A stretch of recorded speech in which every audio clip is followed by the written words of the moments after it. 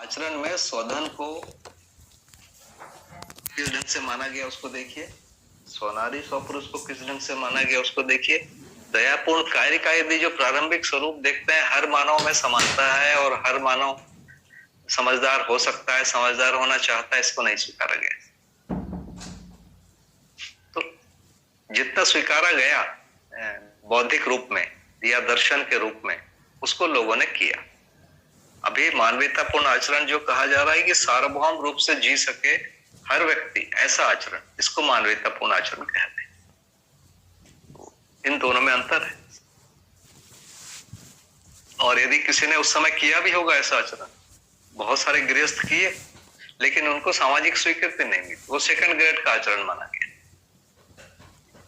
मान लो कोई कर भी दिया,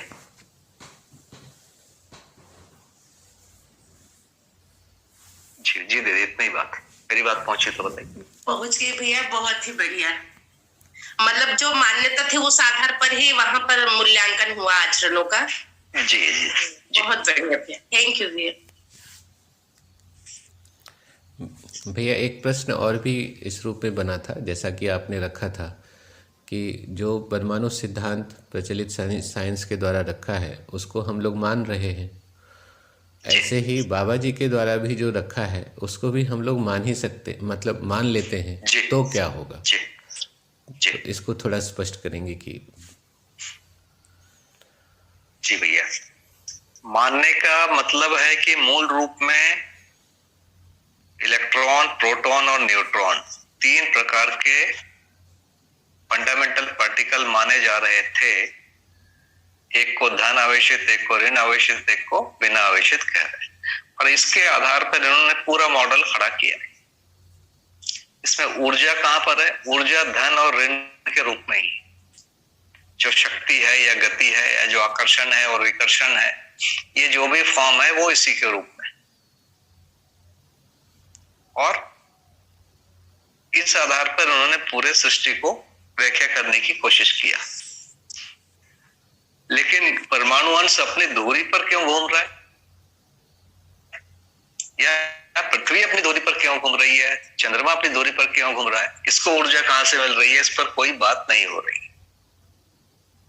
है ना। ये बना हुआ है प्रश्न। वैसे ही ये दूसरा मॉडल जो है, जो बाबा जी दे रहे हैं कि ऊर्जा का जो स्रोत है वो व्यापक वस्तु ही है, और ऊर्जा के स्तर बताए, उसको निरपेक्ष ऊर्जा नाम दिया गया।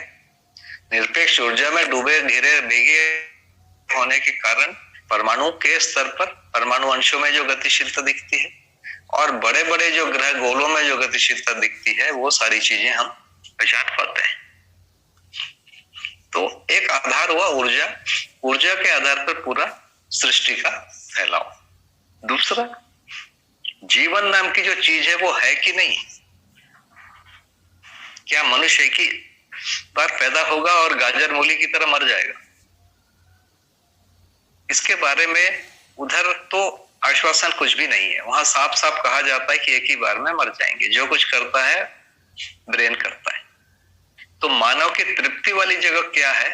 तो वहां पर यही होता है कि जिंदा रहना, जिंदा रह के जितना ज्यादा भोग कर सके कर लो, क्योंकि भोगों में सुख है। तो उनका पूरा जो वर्णन है, पूरा जो सोच है, अधिक से अधिक भोग को कैसे प्राप्त करें, उसके लिए उन्होंने कुछ कार्यक्रम बताए हैं और इसको लोग कर रहे हैं। तो दूसरी चीज हुई, तो परमाणु से लेकर एक मानव की जागृति तक का पूरा जो भाग है वो बताया नहीं गया। वहां परमाणु को एक ढंग से बोला गया।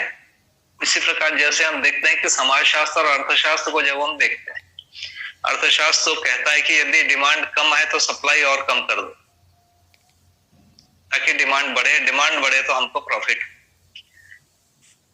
ये अप्रत्यक्ष रूप से ये कह रहा है कि ज्यादा उत्पादन नहीं करो।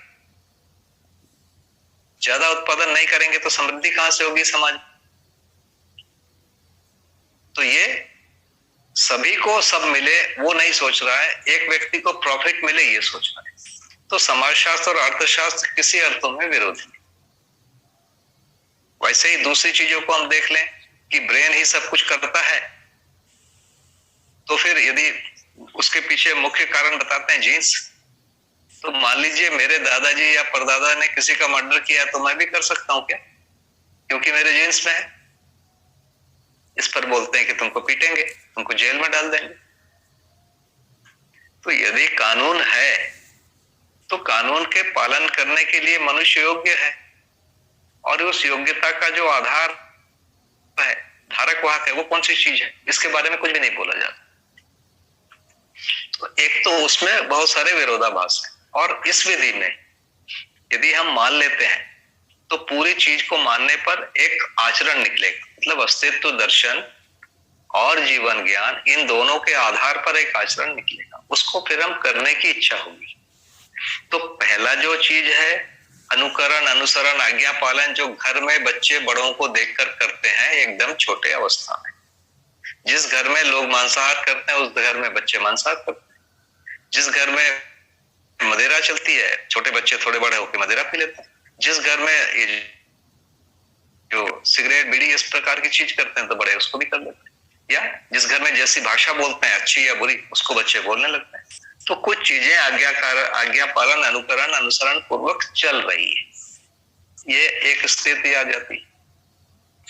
लेकिन जब हम दर्शन को पढ़ते हैं, दर्शन को पढ़ने का मतलब होता है कि हमने पहले जो हम खासकर अभी प्रौढ़ लोगों की बात कर रहे हैं या युवाओं की बात कर रहे हैं, जिनके पास दुनिया का एक वर्ल्ड व्यू आ गया है, जो पुस्तकों को पढ़कर कुछ चीजें जो अभी जो स्कूल में पढ़ाए जाते हैं, एक तो वो आ गया है, दूसरा समाज से भी कुछ सुन लिया होता है, और इन दोनों के साथ जब इसको भी सुनता है तो वो एक तार्किक निष्कर्ष पर पहुंच सकता है कि क्या सही है इसमें। तो पहला जैसा घर में करके आया है, स्कूल में जो पढ़ लिया पढ़ लिया। इसके बाद जब इसको पढ़ता है तो एक प्रकार से सब चीजों को जोड़कर घटाकर एक वो तार्किक निष्कर्ष निकाल लेता है। तो जिसको हम कहेंगे मानने से थोड़ा सा ज्यादा है, क्योंकि उसके पास एक हर जगह को जोड़कर देखा गया है, हर आयामों में देख लिया है। तो यदि ये तार्किक निष्कर्ष निकाल लिया जाए, जिसको हम बोलते हैं कि तर्क पूर्वक उसने चीजों को समझ लिया। अब ऐसी स्थिति में अब यदि वो आचरण करता है, कि आचरण करने की इच्छा होती है और करता है, तो आचरण करने के साथ साथ धीरे धीरे उसका सुख का लेवल स्टार्ट होता है। जैसे एक व्यक्ति सबसे झगड़ा करेगा तो उसके ऊपर तो समाज का दबाव ज्यादा रहेगा, और एक व्यक्ति झगड़ा नहीं करता, अच्छी बात है बोलता है, उसको लोग कम दबाव डालते हैं या बिल्कुल नहीं डालते। तो ऐसी स्थिति में वो व्यक्ति तो समाज से सुखी है ना, वातावरण के दबाव से मुक्त है या न्यूनतम कष्ट में है। तो जैसे जैसे उसका सही आचरण होने लगता है, बौद्धिक वाली स्वीकृति और ये आचरण, इन दोनों के योगफल में उसको सुख स्टार्ट होता है, जिसको बोल रहे हैं कि अपराध के अभाव में आशा का प्रत्यावर्तन होता है और इसमें सुख होता है। अन्याय के अभाव में विचार का प्रत्यावर्तन होता है। तो इस क्रम से हम धीरे धीरे आगे बढ़ सकते हैं। तो पहले भी इस दर्शन को सुनने के बाद मानने वाली प्रक्रिया होगी। मानने वाली प्रक्रिया में यदि हम तार्किक निष्कर्ष पूरा नहीं निकाल पाएंगे और मानेंगे, तो जब भी हमारे पास विरोधाभासी स्थितियां आएंगी तो हमारे अंदर अंतर्द्वंद होगा, और अंतर्द्वंद में सही और गलत के निर्णय में हमको तकलीफ हो गई तो कई बार हम इधर चले जाएंगे, कई बार उधर चले जाएंगे। तो मानने से यात्रा तो शुरू होगी ही, पर मानने के साथ साथ पहला जो कदम है तार्किक निष्कर्ष, दूसरा जो कदम है साक्षात्कार। ये दो भाग है जिसमें अपने को पुरुषार्थ करना है। तो पूरी बात यहाँ पर है। जी भैया, मेरी ओर से पूरा हुआ। बहुत सुंदर भैया, बहुत बढ़िया। भैया आगे बढ़ने से पहले मुझे लगता है कि एक बार सबसे पूछ लेते हैं कि पिछले सत्र में कोई प्रश्न, अगर अभी उनके पिछले सत्र को सुनने के बाद कोई प्रश्न है तो वे रख ले, या कोई अभिव्यक्ति रखनी है तो वे भी रख ले। फिर आगे कुछ हमारे पास जो पहले से ही बने हुए प्रश्न हैं वे बने हुए हैं, उनको हम आगे बढ़ाएंगे। तो सभी से निवेदन है, अगर पिछले सत्र का तो प्रश्न नहीं है, लेकिन भैया ने अभी जो मानवतापूर्ण आचरण की बात कही, और अभी जब भी अनुकूलता होगी उसको मैं रखी दी हूँ प्रश्न को कि स्वार्थ, परार्थ और परमार्थ इसको थोड़ा सा व्यवहारिक जीवन में भी समझने की जरूरत है। और ये क्या जागृति के बाद का है, क्या अनुभव संपन्नता के बाद ये तीनों होंगे, या अनुकरण अनुसरण पूर्वक अभी भी हो सकता है अनुभवगामी विधि में, उनमें थोड़ी स्पष्टता की जरूरत है। जी एक प्रश्न और भी था। जी भैया नमस्ते। नमस्ते भैया। सभी भैया दीदी को नमस्ते। वो था भैया जी ने चर्चा किया था और फ्लो में वो निकल गया था, तो उस पर थोड़ा समझना शेष रह गया है।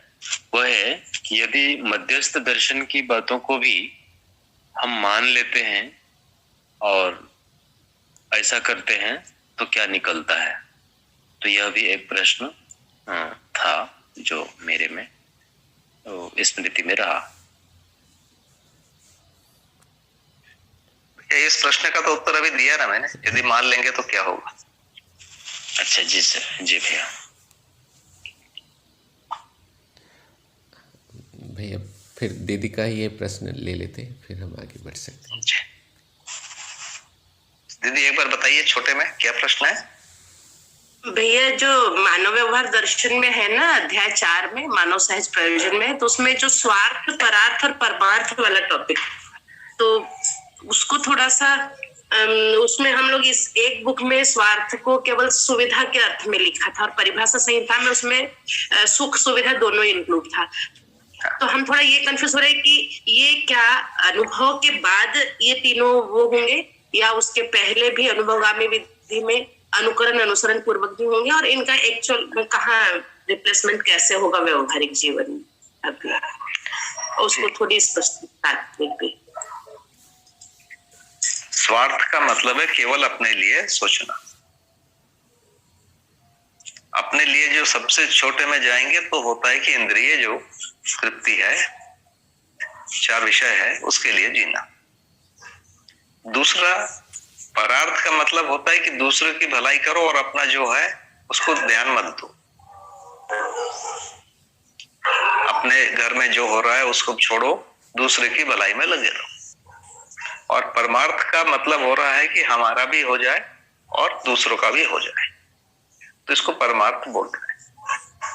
तो ये सारी चीजें तो जागृति के पहले होगी, तभी जागृति होगी। मतलब ये सभी नहीं होगा। स्वार्थ बंद हो जाएगा, परार्थ बंद हो जाएगा, और परमार्थ माने अपने लिए और समग्र व्यवस्था में भागीदारी करने के लिए जिएंगे, जिसको दूसरी भाषा में बोल रहे हैं जीने दो और जियो। ऐसा जब हम करने लगेंगे उसके फल में जागृति होगी। जागृति होने के बाद यही करते रहेंगे।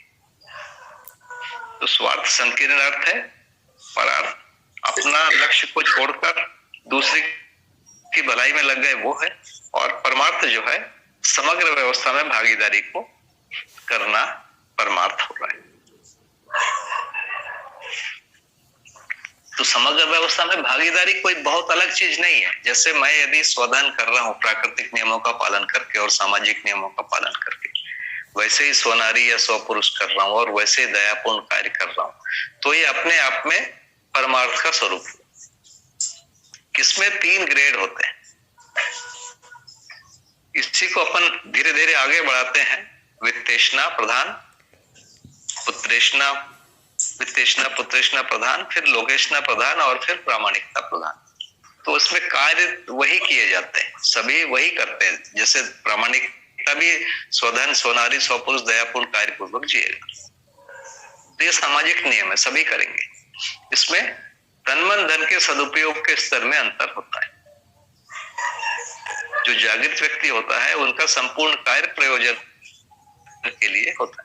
जो जागृत नहीं है तो उनका ज्यादातर समय वित्तेषणा, पुत्रेषणा में लगा रहता है। उससे श्रेष्ठ वाले अपना जो समय है लोकेषणा में लगाते हैं। लोकेषणा क्या चीज है? लोकेषणा का मतलब होता है यश। यश का मतलब है वस्तु की पहचान और व्यक्ति की पहचान दोनों साथ में। जैसे मानवीयतापूर्ण आचरण या अच्छा काम मैंने किया, इसकी पहचान हो, तो इसमें आचरण की भी पहचान होती है और मेरी भी पहचान होती है, दोनों बने रहते हैं। एक में होता है कि आचरण भले ही ना हो, मेरी पहचान हो। जैसे अभी लोगों के फोटो हम देखते हैं, पोस्टर लोग लगा लगा के रस्तों में रखे हुए हैं, है ना, ऐसा लगता है कि ये महापुरुष हैं, फोटो है। तो इसमें वस्तु तो है ही नहीं, केवल व्यक्ति की पहचान है। ये तो अमानवीयता है। अच्छी बात है कि व्यक्ति और वस्तु दोनों की पहचान हो जाए तो यहाँ पर लोकेशना है, और केवल वस्तु की पहचान हो यह है प्रामाणिकता। तो इसमें तीन में इस प्रकार से अंतर आता है। तो सभी लोग मानवीयतापूर्ण आचरण करते हैं और इसी में तीन ग्रेड आ जाएगा, वित्तेषणा, पुत्रेषणा, लोकेशना, ये प्रधान रहेगा, फिर लोकेशना प्रधान आएगा और इस प्रामाणिकता प्रधान आएगा। ये सारे जो आचरण है तन मन धन के सदुपयोग के स्तर को क्रमशः बड़ा करते जाते हैं। तो ये तीनों ही परमार्थ की कोटि में आएंगे। जी दीदी, मेरी ओर से तो जी भैया जी, तो आपने कहा यदि स्वधन के लिए हम अपने घर में भी काम करें तो भी परमार्थ का काम हो, बोल रहे हैं। समग्र व्यवस्था में भागीदारी हो ही रही है ना। जी, बहुत बढ़िया। जी भैया जी, धन्यवाद। जी भैया, अब हम लोग अगले प्रश्न में जाते हैं जो हमने पहले से रखे थे। तो एक तो पिछली चर्चा में आपने बहुत बढ़िया से हमें घूर्णन गति, वर्तुल गति, कंपनात्मक गति को स्पष्ट कराया था, जहाँ से क्रियाशीलता और स्पंदनशीलता को हमने जड़ परमाणुओं में देखा था। तो ये बात समझ में आई थी कि क्रियाशीलता में हमें परमाणु में जो संरचना विकसित हो रही है अंश अंश के साथ मिलने के लिए प्रस्तुत है, और इस प्रकार से एक परमाणु के रूप में वे विकसित होकर फिर परमाणु के साथ होने में जो है बने हुए हैं। यह जो साथ होना है उसी में हम क्रियाशीलता को, और उसी में फिर हम अणु के बीच में जो साथ होने की जो प्रक्रिया है उसमें से हम स्पंदनशीलता को देख रहे हैं, जहाँ संकुचन और प्रसारण को भी पहचाना जा रहा है।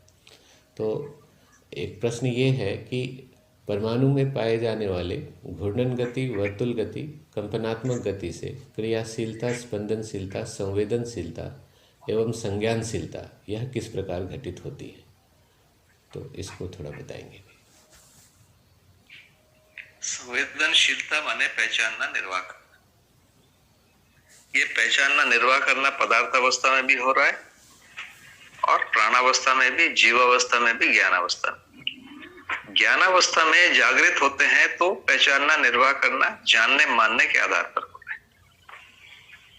यदि जागृत नहीं है, भ्रमित है, तो पहचानना, निर्वाह करना मानने के आधार पर होता है। तो ये हम एक क्रम देख पाते हैं। पदार्थावस्था में पहचानना, निर्वाह करना यदि हो रहा है, इसका मतलब है कि उसके सबसे छोटे जो स्वरूप हैं परमाणु में भी हो रहा है, नहीं तो ऊपर में नहीं होगा। तो परमाणु भी पहचानता, निर्वाह करता है। कैसे पहचानता, निर्वाह करता है? जैसे हाइड्रोजन और ऑक्सीजन मिलकर पानी बना लेते हैं, हाइड्रोजन और ऑक्सीजन मिलकर हाइड्रोजन पेरोक्साइड भी बना लेते हैं। ऐसे ही विभिन्न चीज एक दूसरे को पहचानने, निर्वाह करने की व्यवस्था है और उसमें वो पहचान करते हैं। वैसे ही परमाणु अंश अकेला नहीं रहता, किसी दूसरे अंश को पहचान कर उसके साथ मिलकर एक परमाणु बना लेता है। तो ये जो पहचानने, निर्वाह करने की प्रवृत्ति है वो प्रत्येक अंश में ही है और वो बल संपन्नता के कारण है और ये चलते रहता है।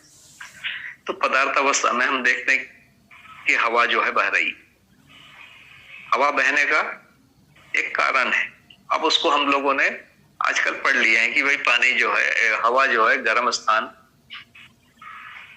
से ठंडे स्थान की तरफ जाएगी।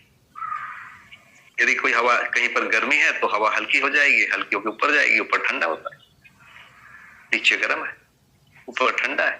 तो हवा ऊपर जाने का या गर्म चीजें ऊपर जाने का नियम। वैसे आप देखिए समुद्र में गर्मी होती है तो समुद्र में पानी का भाप बनता है, और जो अपने हिमालय है, मान लीजिए भारत को ध्यान में रखें तो हिमालय बहुत ठंडा है, तो उस तरफ भाप जो है चलने लगता है, इसको बादल हम कहते हैं। अब ये कितना बड़ा बादल होता होगा आप सोचिए, पूरे एक साथ पूरे इलाके में पानी गिरता है, कम से कम 100, 200, 500 स्क्वायर किलोमीटर में एक साथ पानी गिरता है बरसात में, हम जहां रहते हैं भारत में। और वहां 1 सेंटीमीटर यदि पानी गिर रहा है तो मतलब वो लाखों टन पानी ऊपर में खड़ा है। तो इतनी ज्यादा मतलब ऊर्जा की जरूरत होती है या है प्रकृति में, जो लाखों टन पानी को हजारों किलोमीटर दूर ले जाता है। तो ये इसी से बन रहा है, पहचानना निर्वाह करना उसी विधि से बन जा रहे हैं। तो पहचानना निर्वाह करना हम पदार्थ अवस्था में इस ढंग से देख रहे हैं, हवा चलना या पानी बहना, नदी का पानी बहता रहता है और इतना ज्यादा उसमें फोर्स होता है, इतना ज्यादा बल होता है कि वो हमेशा चलता रहता है। दूसरा, लोग उसके रास्ते में आ जाए तो टूट जाता है, डूब जाता है। तो ये लगातार गतियां हो रही है, ये पहचानना निर्वाह करने के स्वरूप में ही। वैसे प्राणावस्था, वैसे जीवावस्था और वैसे ज्ञानावस्था। ज्ञानावस्था में जो पहचानना निर्वाह करना हो रहा है वो मानव के साथ प्रधान रूप से और मानव के अलावा जो तीनों अवस्थाएं हैं उनके साथ भी हो रहा है। अब इसका जो मूल कारण है कहां से आता है? जैसे जीवन शरीर को पकड़ता है या स्वीकारता है, स्वीकारते ही वो 4 विषयों को स्वीकार लेता है, नहीं तो शरीर जीवित नहीं रहेगा। आहार जो है शरीर के लिए जरूरी है और मानव शरीर अपने आप आहार नहीं करता। कीड़े मकोड़े का जो शरीर है अपने आप कर लेता है, वहां जीवन नहीं है। वहां पर शरीर ही या मेधस तंत्र ही उस पूरे सिस्टम को नियंत्रित करता है।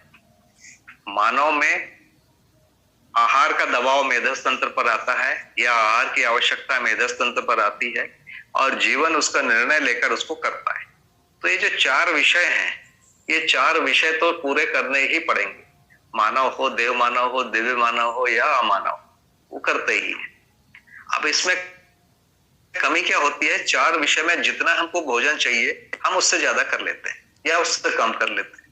वैसे ही निद्रा या भय या मैथुन, ये सारी चीजों की जो आवश्यकता है उससे ज्यादा करते हैं। क्यों करते हैं? हमारी आसक्ति उसमें है। आसक्ति का मतलब हमने उसको अधिमूल्यन किया हुआ है या इसमें हमको सुख मिल रहा है, ये स्वीकारे हुए। बहुत सिंपल भैया, इतनी कहानी। हमने इसको स्वीकारा हुआ है और इस आधार पर हमारी गलतियां होती जा रही। तो 4 विषय में ही जो आकर्षण है, अधिमूल्यन है, अवमूल्यन है, इसी के कारण हमसे अच्छाइयां बुराइयां होने लगती है। और इसी का जो दूसरा स्वरूप है, जब हम ठीक से समझ जाते हैं कि शरीर के लिए इतना ही चाहिए, तो हम सामाजिक, प्राकृतिक और बौद्धिक नियमों से इन चीजों को पूरा करते हैं। जब हम सामाजिक नियमों से पूरा करते हैं, बौद्धिक और प्राकृतिक, तो ये 4 विषय मेरे भी पूरे होते हैं और पूरी दुनिया के पूरे होने की संभावना रहती है। और दूसरी अवस्था में हम क्या कर रहे हैं? केवल मेरा पूरा हो, दूसरे का ना हो। इसी को परधन, पर नारी, पर पुरुष और पर पीड़ा कह रहे हैं। या कुछ लोग उल्टे कर लेते हैं कि भैया खुद का ही छोड़ो, केवल दूसरे का करो, अपना शरीर मरता है मरने। तो ये दोनों चीजें अतिवाद होने के कारण व्यवस्था नहीं। तो मुख्य जो कारण है मानव के गलती करने का, तो शरीर के साथ जो अधिमूल्यन, अवमूल्यन है या निर्मूल्यन है वो जुड़ जाता है। और वो जुड़ने के कारण हम जो काम करते हैं वो प्राकृतिक, सामाजिक और बौद्धिक नियम के विपरीत हो जाता है। तो हमको करना क्या है? सिंपल, कि सामाजिक, बौद्धिक और प्राकृतिक नियमों के हिसाब से आहार, निद्रा, भय, मैथुन को पूरा करना है। सिंपल। तो यही है। तो इसी को हम दूसरी भाषा में कह रहे हैं संज्ञानशीलता के आधार पर संवेदनशीलता को नियंत्रित करना। संज्ञानशीलता माने सामाजिक नियम, प्राकृतिक नियम, बौद्धिक नियम। इन नियमों से हम शरीर को चलाने की कोशिश करें, 4 विषय को पूरा करें। इसी के क्रम में, इसी के जो स्टेज है, इसी का नाम दिया है वित्तेषणा, पुत्रेषणा, लोकेषणा, प्रामाणिकता। माने प्रामाणिकता में जितना चाहिए उतना ही 4 विषय को पूरा किया जा रहा है, उससे अधिक थोड़ा भी ध्यान नहीं दिया जा रहा है। बाकी जो अपनी शक्तियां हैं, जीवन शक्तियों को कहाँ लगाना है? लोगों को ये समझाने में कि इतनी ही आवश्यकता है शरीर के लिए, इससे ज्यादा बड़ी आवश्यकता है सामाजिक, प्राकृतिक और बौद्धिक नियमों को पूरा करने का, और उसके पीछे क्यों और कैसे वाले सारे उत्तर को देने के लिए। तो ये भैया पूरा नियम होता है। तो मेरी बात भैया यहाँ तक है, कुछ इसमें छोटा हो तो बताइए। जी भैया, जो कंपनात्मक गति है, जो बताया गया है कि जीवन में कंपनात्मक गति अधिक होते हैं, वर्तुल गति और घूर्णन गति कम होते हैं। और ये जो कंपनात्मक गति अधिक होते हैं, इसका क्या तात्पर्य है और ये संवेदनशीलता और संज्ञानशीलता से क्या अर्थ रखता है, इसको थोड़ा और स्पष्ट कराएंगे। कंपनात्मक गति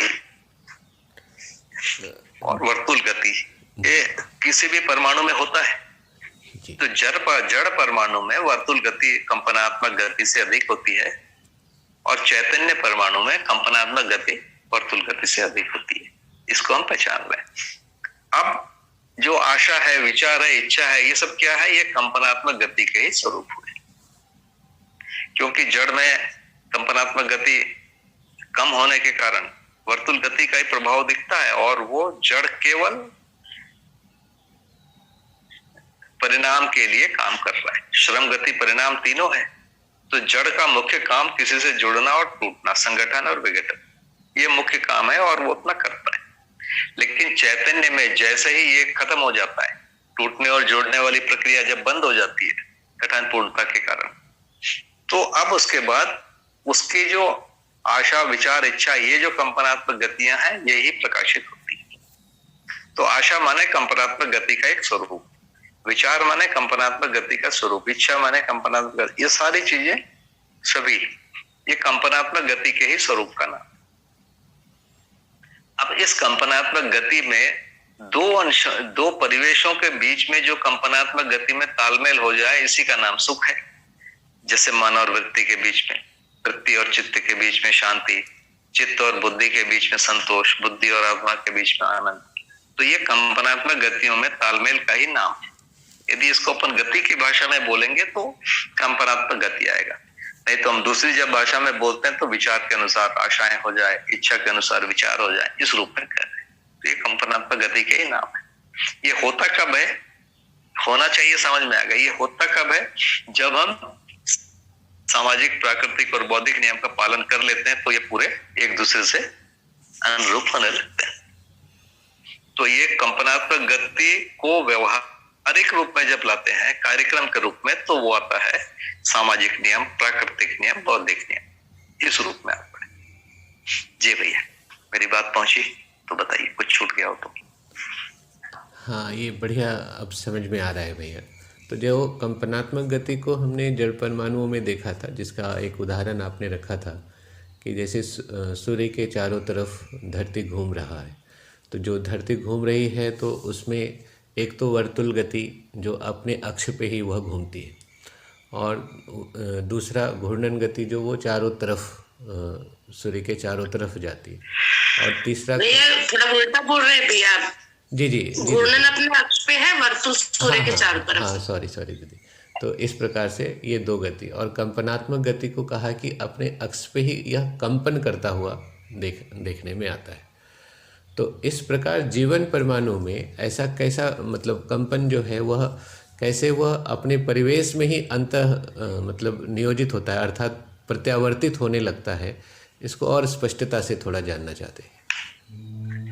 जी, जीवन में भी वैसे ही घूर्णन गति होती है हर अंश में, और हर अंश जो एक परिवेश में घूमता है तो वो परिवेश पूरा वर्तुल गति कहलाएगा। और हर अंश वैसे ही अपने अक्ष में जो घूम रहा है, वो जो अक्ष है वो हिलता डुलता रहता है, जिसको कंपन बोलेंगे।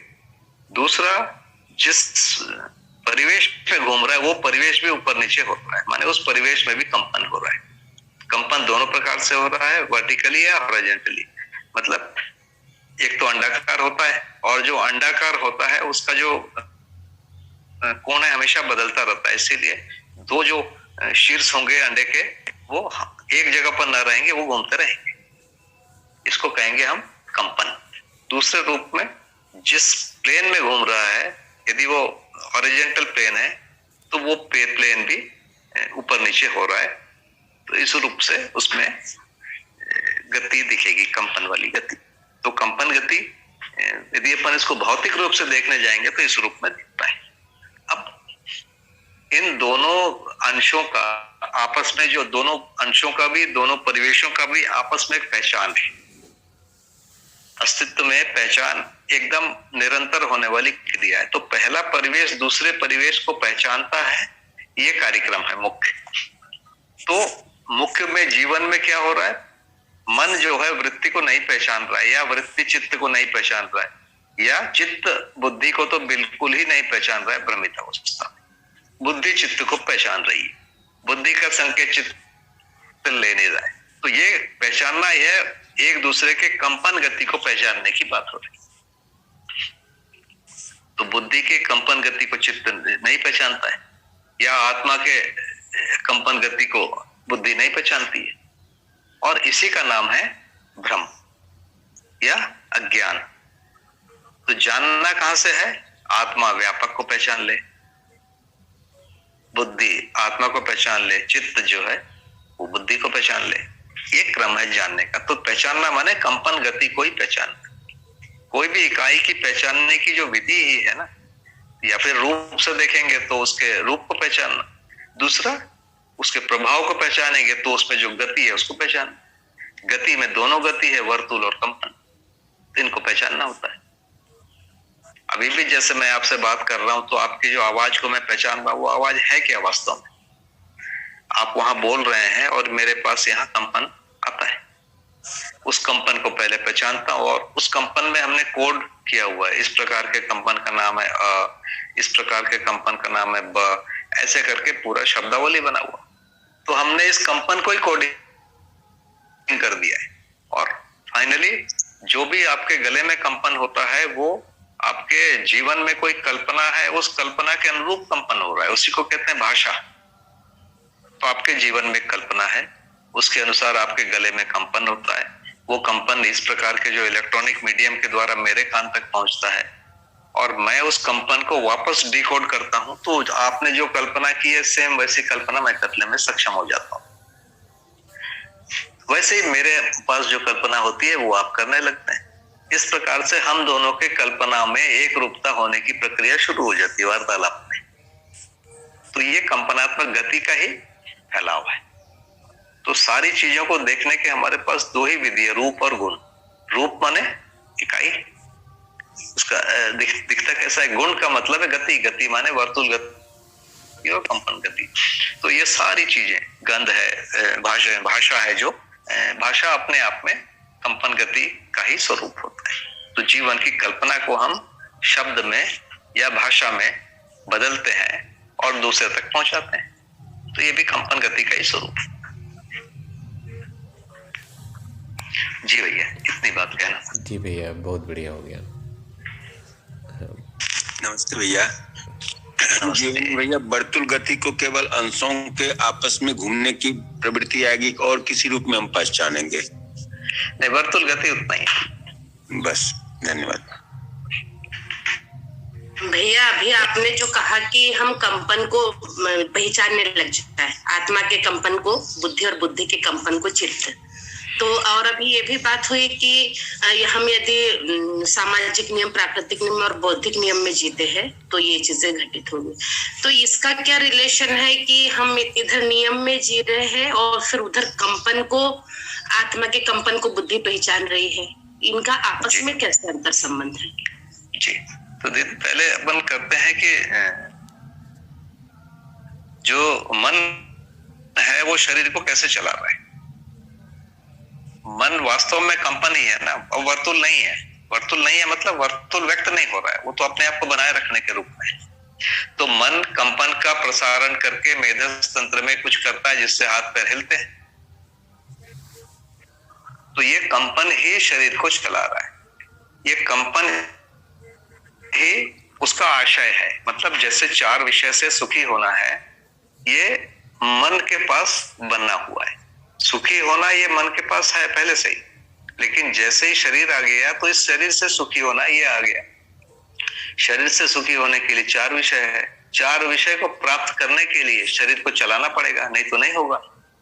तो आहार करने के लिए मैं शरीर को चलाता हूं और उसके आधार पर आहार करता हूं, मैं सुखी होता हूं। इसी विधि से कई बार मैं सामाजिक, प्राकृतिक, बौद्धिक नियमों का उल्लंघन कर लेता हूं, कई बार करता हूं उनका पालन। तो ये कंपन उसी प्रकार है कि मन इस ढंग से कंपन करता है। मन के कंपन को वृत्ति का कंपन समर्थन करता है, वृत्ति के कंपन को चित्त का कंपन समर्थन करता है, चित्त के कंपन को बुद्धि कई बार समर्थन नहीं करती है जब वो गलत है ना, जब वो अवमूल्यन पूर्वक ये सामाजिक, प्राकृतिक, बौद्धिक नियम का उल्लंघन करता है। न बुद्धि करती है, न बुद्धि पर आत्मा करती है, तो ये चीजें रुक गई। तो ये जैसे ही हम जैसे शोधन किए या मैंने खाना खाया, ये खाना खाना अपने आप में एक मन का कंपन का स्वरूप, बात कर रहा हूं मन के कंपन का एक स्वरूप। तो सारी चीजें वास्तव में जो भी है वो कंपनात्मक गति का ही फल है, ये आशा का स्वरूप है। ये तो आशा, विचार, इच्छा ये कंपन के स्वरूप में, और ये कंपन का स्वरूप शरीर के द्वारा इस ढंग से व्यक्त होता है। इसको स्वधन या परधन, स्वनारी या परनारी, स्वपुरुष या परपुरुष, दयापूर्ण कार्य या परपीड़ा, या ऐसे अलग अलग ग्रेड में हम इसको पहचान सकते हैं। तो बहुत सारे काम को हम स्वधन कह रहे हैं, बहुत सारे काम को परधन कह रहे हैं। तो परधन एक क्लास है या स्वधन एक क्लास है, ग्रुप है ना। वैसे परपीड़ा एक ग्रुप है, उस ग्रुप में ले आते हैं पहले, और उसके बाद फिर उसको सामाजिक या प्राकृतिक या बौद्धिक नियम में है कि नहीं वो करके देखते हैं। तो ये प्रक्रिया है पूरी। जो भी घटना हो रही है, मैं जो भी क्रियाकलाप करता हूं, वो इसमें आ जाता है कि स्वधन, स्वनारी, स्वपुरुष, दयापूर्ण कार्य में हुआ कि नहीं, और उसको देखते हैं कि सामाजिक नियम का पालन हुआ या नहीं। यदि हुआ तो फिर बौद्धिक का हुआ कि नहीं, है ना, प्राकृतिक का हुआ कि नहीं, इस रूप में देखने की विधि। जी दीदी। बढ़िया भैया। तो इससे ये समझ में, मतलब मुझे ये स्पष्ट हुआ कि हम जो भी क्रियाकलाप कर रहे हैं उसमें जो कंपन हो रहा है, तो जो कंपनों के भी अलग अलग क्वालिटीज होगी। तो जिस तरह की कंपन यदि स्वधन का किया, तो जिस तरह का कंपन होगा उस कंपन को फिर बुद्धि चित्त को स्वीकार पाएगी, और इस तरह से मतलब उनके क्या कहना चाहिए, वहां पर ये निर्णय हो पाएगा कि हाँ ये कंपन सही है, तो फिर वहां स्वीकृति होगी और वैसा कर पाएंगे, है ना। जी थैंक यू। इसका अर्थ भैया ऐसा भी लगा सकते हैं कि जैसे मन में जो कंपनात्मक गति है और जो वृत्ति में कंपनात्मक गति है, इनका तालमेल हो जाना, अर्थात मन की कंपनात्मक गति से वृत्ति की पहचान हो जाना, वृत्ति की कंपनात्मक गति से जो हम कहते हैं कि वृत्ति जो है मन का अनुभव कर, मन जो है वृत्ति का अनुभव करती है, और वृत्ति मन का जो है दृष्टा होता है, दर्शन करता है। तो ये जो दृष्टा होता है तो वो इसी आधार से होता है कि उसका कंपनात्मक गति जो है मन को पहचान पा रहा है, और मन जो उसका अनुभव करता है तो इस रूप में ही है कि मन की कंपनात्मक गति वृत्ति की पहचान कर पा रही है। क्या इस तरह से इसको कह रहे? जी जी भैया, ऐसे ही। बहुत सुंदर भैया। प्रणाम भैया। नमस्ते भैया। भैया ये जो अभी बताया कि जो 4 विषय है, इसको नियंत्रित करना है प्राकृतिक, बौद्धिक और सामाजिक नियम से। तो सबसे पहले प्राकृतिक, बौद्धिक और सामाजिक नियम को समझना पड़ेगा। उसके अनुरूप मन में ये नियंत्रण लाना होगा कि हम आहार कितना करना है, और स्वयं उत्पादन करके स्वधन के आधार पर आहार करना। इसी प्रकार 4 विषय जो हैं वो सबसे पहले उसके लिए अपनी तैयारी, समझ के साथ उसका स्वयं में हम स्वधन के रूप में तीनों नियम का पालन करते हुए स्वधन के रूप में सबसे पहले हमारे पास हो, और स्वधन का एक उपयोग अपने लिए और एक उपयोग समाज गति के लिए। इस रूप में यदि करते हैं तो आगे की गति मन को समर्थन, वृत्ति को चित्त का, और इस प्रकार समर्थन मिलता जाएगा। इस रूप में ये पूरा है। तो सबसे पहला क्रम समझना, उसके साथ साथ आचरण में आना, ये क्रम होगा भैया जी।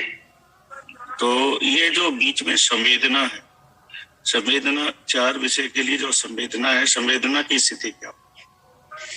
संवेदना क्या बोला आपने, आखिरी वाक्य? भैया संवेदना किस स्वरूप में होगा? वो वहां से प्राकृतिक, बौद्धिक और सामाजिक नियम से नियंत्रित हो जाएगा, या संवेदना चुप हो जाएगी? क्या होगा यह संवेदना? संवेदना नियंत्रित होती, जैसे अभी मेरी चाय पीने की इच्छा हो रही, बढ़िया सुबह इस समय मैं चाय पीता हूँ, है ना, लेकिन मैं सोच रहा हूँ कि आप लोगों के साथ बातचीत करूंगे, ज्यादा महत्वपूर्ण। इसको क्या कहूंगा मैं? चाय पीने की एक संवेदना हुई, उस संवेदना को मैंने संज्ञानशीलता से अभी नियंत्रित किया हुआ है कि नहीं, आप लोगों से बातचीत में ज्यादा सुख है।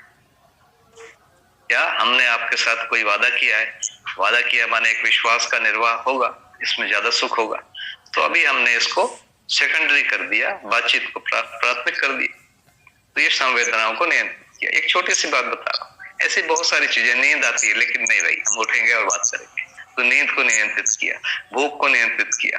तो ऐसे ही चारों विषय और पांचों संवेदना। पांचों संवेदना माने कान से अच्छी संगीत सुनना, नाक से अच्छी सुगंध सूंघना, ये पांचों संवेदनाओं को नियंत्रित करने की बात है ना। तो 4 विषय और 5 संवेदना जुड़े हुए, तो हम इसको करते, जैसे मैंने अभी अगरबत्ती जला दिया, मच्छर होते हैं तो थोड़ा धुआं होना चाहिए, तो अगरबत्ती जला दिया मैंने। अब ये क्या चीज है, सुगंध भी मुझे आ गई और मच्छर से भी बच गया। ये सामाजिक, प्राकृतिक और बौद्धिक नियम से है कि नहीं, तो ये मेरे को लगता है कि है ना। तो हम उन चीजों को जला रहे हैं जो अच्छे हैं, जो मच्छर को कम करे। तो ये क्या है, संवेदना इस समय भी नियंत्रित है। इस समय मैंने संवेदना को रोका नहीं, है ना। अगरबत्ती जलाया, सुगंध लेने का मन हुआ तो अगरबत्ती जलाया, और ये सामाजिक, प्राकृतिक, बौद्धिक नियम से। इसी समय मैंने चाय पीने की चीज को रोका, क्योंकि ये रोकने की चीज है। तो इस आधार पर हम तय करते हैं कि हमने जो भी निर्वाह की बात किया है वो निर्वाह में बाधा न हो, उसके आधार पर संवेदनशीलता को संज्ञानशीलता के द्वारा नियंत्रित किया जाता है। इसमें दोनों चीजें होती है, कभी रोकना होता है, कभी पूरा करना होता है, दोनों करना पड़ेगा। हर समय रोकने से तो शरीर मर जाएगा, तो पूरा करने की हमने विधि और समय बना लिया है। भाई इसी समय भोजन करेंगे, इसी समय सोएंगे, और ऐसा पूरे दुनिया ने कर लिया। इसके आधार पर एक प्रकार की व्यवस्था बन गई। जी भैया, मेरी बात पहुंची? जी भैया, बहुत बढ़िया। मतलब ये जो 4 विषय है वही नियंत्रण संवेदना के आधार पर अनियंत्रित हो जाती है, और जब संज्ञानशीलता होती है तो वो अनियंत्रित हो जाती है। तो यही हाँ, हो जाती है, बोलना ठीक नहीं है, करते हैं। जी जी भैया, करते हैं। मतलब यहाँ संवेदनशीलता में कर नहीं पाते हैं, वहाँ कर पाते हैं। ये बड़ा अंतर ये लगा मुझे। हाँ, यदि आप देखेंगे तो परंपरा में बचपन से ही बच्चे को सिखाया जा रहा है, ऐसे बैठो, पैर मोड़ के बैठो, सीधा बैठो, है ना, धीरे बोलो, जोर से बोलो, एक एक करके उसको वही नियंत्रण करना ही सिखाया जा रहा है। वो नियंत्रण जो सामाजिक मर्यादाओं में आता हो या सामाजिक नियम में आता हो। तो पहले आज्ञा पालन के द्वारा उसको नियंत्रित कराते हैं, इस बीच उसको इतना शिक्षा या तर्क हो जाना चाहिए कि वो कारण सहित उसको नियंत्रण करना सीखे। इसी का नाम शिक्षा है। शिक्षा माने संज्ञानशीलता के द्वारा संवेदनशीलता को नियंत्रित करने के लिए क्यों, कैसे बताना, और उसके बाद उसको अभ्यास करने का भी अवसर देना। तो अभ्यास जो है, घर में कुछ अभ्यास है, बाहर में कुछ अभ्यास है, स्कूल में कुछ अभ्यास है, प्लेग्राउंड में कुछ अभ्यास है, खेल के मैदान में भी कुछ अभ्यास है ना, कि भाई नियम से खेलो, माने एक प्रकार से नियंत्रण किया, बॉल को मारना है और उस गोल के उस पार ले जाना है, लेकिन किसी दूसरे को नहीं मारना है। ऐसा करके कुछ हमने नियम बनाए, तो अंततः हम स्वनियंत्रण का एक अभ्यास ही कर रहे हैं। उसमें हमेशा खेल भावना को बड़ी चीज बोलते हैं, खेल भावना ज्यादा बड़ी चीज है, बॉल को गोल में पहुंचाना बड़ा चीज नहीं, क्योंकि खेल भावना को सबसे ऊपर रखा जा रहा है। तो इसको धीरे धीरे बच्चों को अभ्यास किया जा रहा है। हम भी खेले हैं, हम कई बार खेल में लक्ष्य माने जीतना, उसको बड़ा मान लेते थे और लोगों को धक्का दे देते थे या चीटिंग करते थे। यदि ये समझ में आ जाए कि खेल भावना को बनाना है, चीटिंग नहीं करना है, तो धीरे धीरे अभ्यास में आ जाता। तो मुख्य मुद्दा यही है, नियंत्रण करना। इसी को हम संज्ञानशीलता के द्वारा संवेदनशीलता के नियंत्रण की विधियों को बोलते हैं, और उसकी सैकड़ों विधियां परंपरा में बनी हुई। उसमें से कुछ चीजें जैसे मांसाहार है, जैसे मदिरापान है, जैसे और कई प्रकार के नशा करना है, ये परंपरा में आ गया है। अभी कल होली का त्योहार हुआ, परसों, इसमें बहुत सारे खराब चीजें आ गई कि भाई मन में जो भी है निकाल दो, उसको दूर करो का मतलब है गाली दे दो। तो एक बड़ा इधर परिस्थिति है कि बुरा न मानो होली है बोल के आप कुछ भी बोल सकते हो। कोई कचरा भी उसके शरीर में लगा सकते। तो ये परंपरा में कुछ ऐसी चीजें आ गई, कुछ अच्छी भी आई। तो हमारा काम है कि जो अच्छी हैं उनको पहचान लें, जो अच्छी नहीं है उनको भी पहचान लें, और यदि कुछ अच्छा और चाहिए तो उसको और इंट्रोड्यूस करें। ये भैया पूरा कार्यक्रम। भैया एक आम प्रश्न आता है कि जैसे आहार, निद्रा, भय और मैथुन है, तो आपने जैसे भोजन को, नींद को एक निश्चित सीमा तक तो मैं करूंगा, नहीं तो हमारा शरीर बीमार हो जाएगा। उस प्रकार भैया जैसे भय है, भय भी कुछ हद तक समझ में आती है, लेकिन मैथुन जो मानवीय परंपरा के लिए एक है कि मानवीय परंपरा रहे, मानव आएंगे तो उसके लिए आवश्यक है। तो इसका जैसे मान ले जाए कि कोई मानव है, पति पत्नी है, बच्चे आ गए, तो फिर भैया इसका स्व नियंत्रण का एक क्या आधार बनता है, और मतलब कैसे इसको संज्ञानशीलता में हम परिवर्तन कर सकते थे, इस पर प्रकाश डालिए। भैया स्व नियंत्रण का तो मुख्य जो आधार है वो है स्वनारी स्वपुरुष। यदि इस सीमा में नियंत्रित हो जा रहा है माने बहुत अच्छा। इसके बाद जब परिवार व्यवस्था में जीते हैं तो परिवार में बहुत सारे काम होते हैं। काम का मतलब बड़े बूढ़ों की सेवा होती है, बच्चों की सेवा होती है, कभी बच्चे रात में रोते हैं, उसमें उठना है। यदि वो सब, और एक मर्यादा भी है कि ये जो चीजें हैं ये बड़ों के सामने या बच्चों के सामने ये सब चीजें नहीं दिखना चाहिए, क्योंकि वो आवेश से बच्चों को परेशानी होगी बड़ों को। तो इसको शिष्टाचार नाम दिया गया, उसकी एक मर्यादा बनाई गई। तो इस मर्यादा का यदि हम परिवार में रहते तो ये पालन करना ही होता, और वो पालन हो जाए तो ये उसकी न्यूनतम सीमा है। और अधिकतम सीमा है कि जो प्रामाणिकता है। हम यदि जीवावस्था को देखेंगे ना, तो जीवावस्था में जैसे हम लोग गाय पालते हैं तो हमको बिल्कुल दिखता है कि जब गाय हीट में आती है तभी जो बैल है या सांड है वो एक्टिव होता है, और उसके बाद जैसे गाय का वो समय चला जाता है कि सांड बिल्कुल स्वनियंत्रित हो जाता है। तो इनकी जो पूरी प्रक्रिया है प्राकृतिक आवश्यकता के हिसाब से होती है, इनके मन से नहीं होती। मानव के लिए यदि हम खाना खा लिए हैं और मिठाई आ जाए या कोई बढ़िया स्वादिष्ट चीज हमारे लिए आ जाए तो हम एक टुकड़ा उठा लेते हैं। जीवावस्था में ये नहीं दिखेगा, कम से कम मैथुन में तो दिखता ही नहीं है ना। और ज्ञानावस्था में दिखता है। क्यों? क्योंकि ज्ञानावस्था इसको सुख का स्रोत मानता है। ये भ्रम है। सुख का स्रोत मानता है और इसको नियंत्रित करना है। तो एक तो शारीरिक विधि से नियंत्रित करना है, दूसरा जीवन के स्तर पर वो समझ आ जाए कि सुख का स्रोत ये नहीं है, सुख का स्रोत ये है, दूसरा वाला जो है उसको पहचानना पड़ेगा। अभी आप सुन तो लेते हैं कि सुख का स्रोत ये नहीं है, लेकिन उससे बड़ा वाला मिलता नहीं है, इसीलिए उसी में मन लगा रहता है। तो स्वधन, स्वनारी या स्वपुरुषी नियंत्रण का एक आधार है। उसके बाद दूसरा जो आधार देखेंगे तो परिवार की मर्यादाएं हैं, है ना। उसमें दिन भर के काम है, सेवा है, वो करना है, उसके आधार पर नियंत्रण है। और उसके बाद फिर शरीर की आयु के साथ भी कुछ नियंत्रण है ना। और फिर मानसिक नियंत्रण के लिए इस प्रकार के हमारे जो कार्यक्रम है वो भी नियंत्रण है, जो अभी हम लोग कर रहे हैं, सुबह चर्चा कर रहे हैं। तो ये नियंत्रण की विधि है भैया। बहुत सुंदर भैया।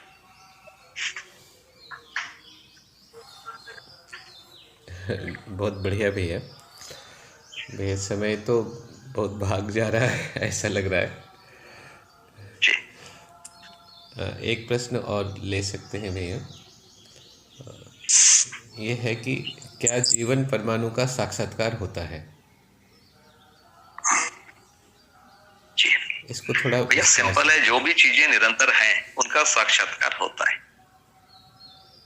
जैसे व्यापक निरंतर है, जीवन निरंतर है, और बहुत सारी चीजें, उनका साक्षात्कार होता है, होगा।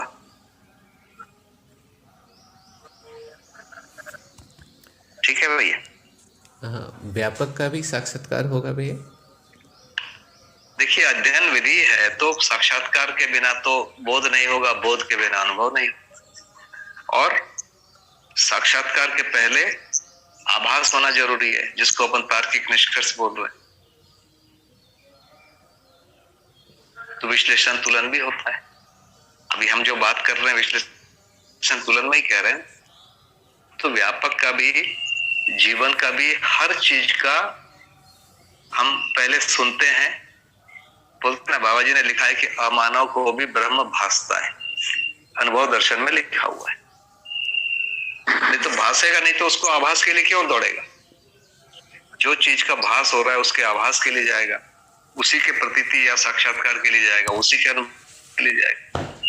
तो ये सारी चीजें जितना भी अस्तित्व में है, नियम वगैरह सब, सबका भास होगा, सबका आभास होगा, सबका प्रतीति या साक्षात्कार होगा, सबका अनुभव होगा।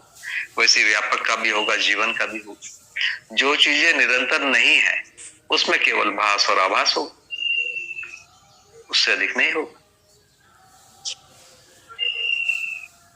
नहीं तो अध्ययन विधि कैसे बोलेंगे?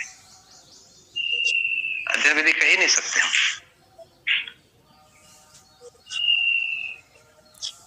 जी भैया, बहुत सुंदर हो गया। तो जीवन का भी साक्षात्कार होगा, हर वास्तविकता का साक्षात्कार होगा जी। और जो निरंतर वस्तुएं हैं उनका साक्षात्कार होगा। जो निरंतर वस्तुएं नहीं हैं वो चित्रण तक ही जाकर पूरी हो जाएंगी। हाँ, उनका आभास होगा, भास और आभास होगा। और इनका नियमों का या जीवन का, व्यापक का भास, आभास, प्रतीति और अनुभव चारों होगा। जी भैया, बहुत बढ़िया। आमतौर पर ऐसा हमारे जो है आपस में चर्चा में आता है कि जीवन का जो है, जीवन में अनुभव होने के बाद ही जीवन का ज्ञान होगा। तो जो बात बाबा जी ने रखी है कि अस्तित्व दर्शन ज्ञान पूर्वक जीवन ज्ञान और फिर मानवीयतापूर्ण आचरण ज्ञान, तो ये जो इस तरह से एक आशय ये भी निकल आते हैं कि अस्तित्व दर्शन अर्थात अनुभव तक जाकर अस्तित्व दर्शन पूरा होता है तो जीवन ज्ञान होगा। ऐसी बात नहीं है। हर वास्तविकता का जो है क्रम से भास, आभास, प्रतीति और फिर फाइनली जाकर अनुभूति। अनुभूति और प्रतीति में अंतर किस बात का रहता है, इसको थोड़ा समझना चाहते हैं। क्योंकि व्यापक को भी अगर हम साक्षात्कार में पहचान रहे हैं तो अनुभव में जाकर क्या पहचानेंगे? जी, ये बहुत बढ़िया प्रश्न है। ये इसी को जब हम बोल रहे हैं किसी चीज का साक्षात्कार हो रहा है, उसी के साथ हमारी अवधारणा बन रही है, जिसको हम अध्ययन बोध कह रहे हैं। तो चित्त में साक्षात्कार कह रहे हैं उसी चीज को, और उसी चीज को बुद्धि की जगह में जब बात कर रहे हैं तो कह रहे हैं अध्ययन बोध हो रहा है। अध्ययन बोध की सीमा कहां तक है?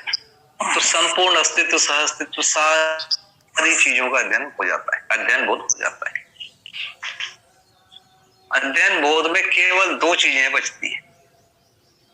एक तो आत्मा मध्यस्थ है, ये बचा रहता है। तो आत्मा जब बुद्धि जब प्रत्यावर्तित होता है तो उसको मध्यस्थ क्रिया समझ में आ जाती है, बोध होता है। इसी का नाम आत्मबोध है। तो आत्मबोध और अनुभव बोध, ये दो चीजें बची रहती है। इसके अलावा सारी चीजें अध्ययन बोध में आ जाती है। अध्ययन बोध इतनी बड़ी चीज, तो अध्ययन बोध हुआ माने साक्षात्कार में इतनी सारी चीजें आ गई। केवल अध्ययन बोध और केवल अनुभव बोध और आत्मबोध बचा रहता है। इसी को कहते हैं आनंद। तो इसको दूसरी भाषा में कहेंगे तो आनंद और परमानंद नहीं रहता है, बाकी सुख, शांति, संतोष के साथ ये अध्ययन की सारी वस्तु रहती है। यही दोनों में अंतर है। फिर से एक बार बोलता हूं कि जिसको अपन साक्षात्कार कह रहे हैं, साक्षात्कार भी एक मिनट की घटना नहीं है, बहुत सारे साक्षात्कार क्रम से होते हैं।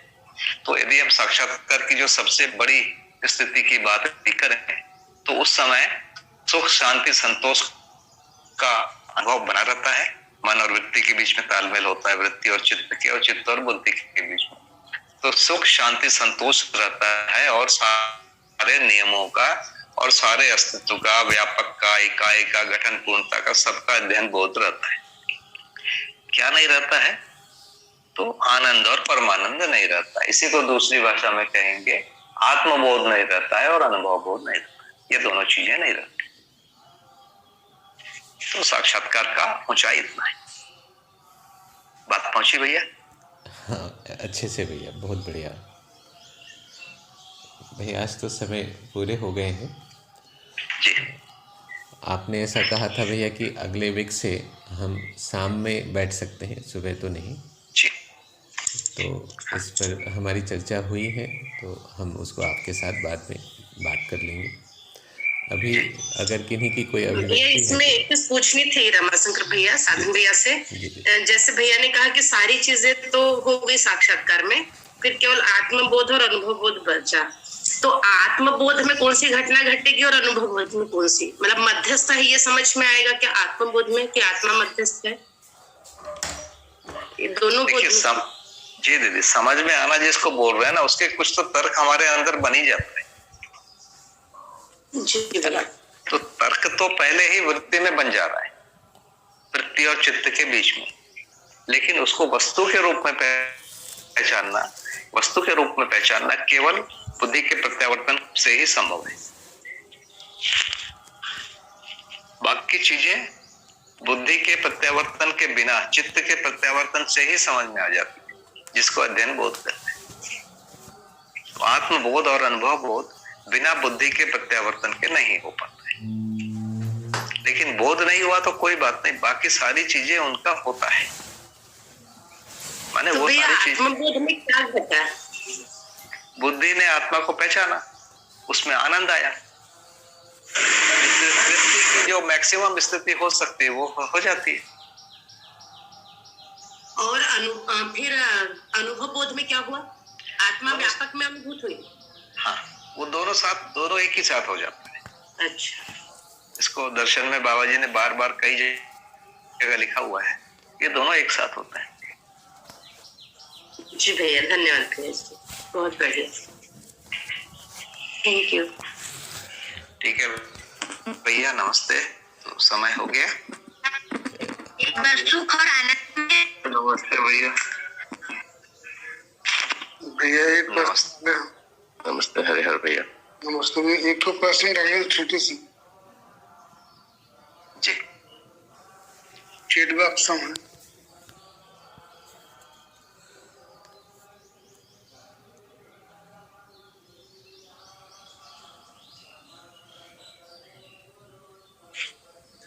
फीडबैक सम लिखा हूँ। जी भैया, मैं पढ़ दे रही हूँ साधन भैया जी। जी हाँ, एक मिनट निकाल रही। इसमें लिखा है स्वार्थ कोष्टक में प्रलोभन, अर्थ व काम के भेद से, परार्थ व्यवहार धर्म और अर्थ भेद से, परमार्थ विचार एवं व्यवहार धर्म तथा मोक्ष के भेद से। फिर से समझा। तो इसको अगली बार भी ले सकते हैं भैया, देख लीजिए कितना टाइम। ठीक है, अगली बार ही लेते हैं, थोड़ा समय लगेगा इसमें। जी भैया, तो इसी से शुरुआत करेंगे, फिर अगली बार से। जी जी भैया, बहुत बहुत धन्यवाद भैया। साधन भैया को बहुत बहुत धन्यवाद हरिहर। आपको ठीक है भैया, सभी को नमस्ते। आप लोगों ने मेरा को इतना भाव दिया, मेरी बातों को सुना, इसके लिए सबको बहुत धन्यवाद।